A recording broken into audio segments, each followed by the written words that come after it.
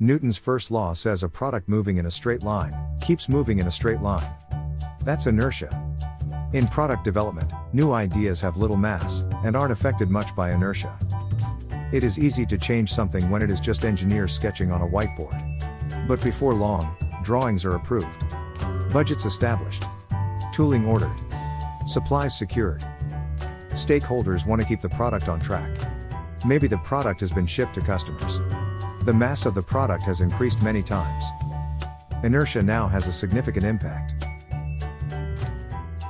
Resistance to changes for product safety and integrity reasons are directly proportional to when the problem is discovered in the development cycle. Closer to the whiteboard means less institutional resistance to change. Closer to shipping the product means more institutional resistance. The cost of product safety and integrity issues increases exponentially with start of production. Ironically, the greater the financial and reputation risk of not fixing the problem, the more stakeholders tend to resist change. That's inertia. Here is the lesson. To minimize risk, build product safety into requirements engineering from the whiteboard forward. Product safety, compliance. Stay in business. We can help. LegalKaizen.